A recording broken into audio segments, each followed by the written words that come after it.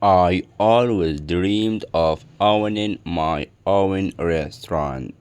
As a child, I would watch my grandmother cook in her small kitchen, filling the air with the smell of fresh bread and warm soup.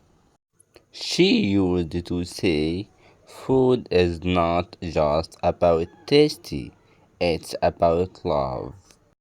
When I grew older, I worked in many different restaurants, some big, some small.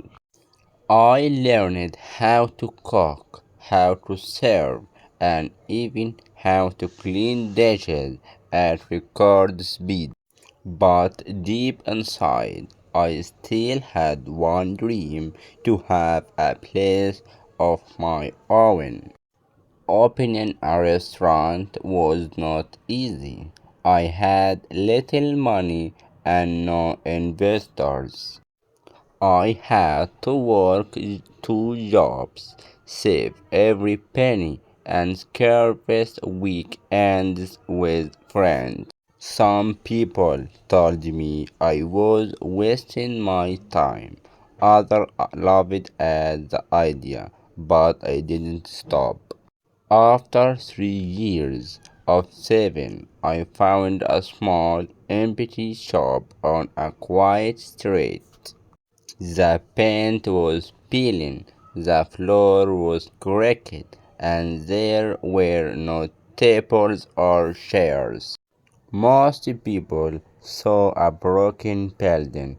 I saw my future. With the help of a few friends, I painted the walls, fixed the floor, and bought second-hand furniture. We worked until midnight for weeks.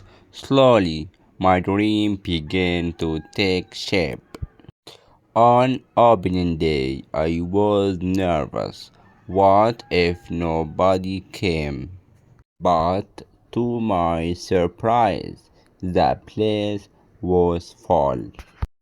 Neighbors, friends, and even strangers came in to try the food.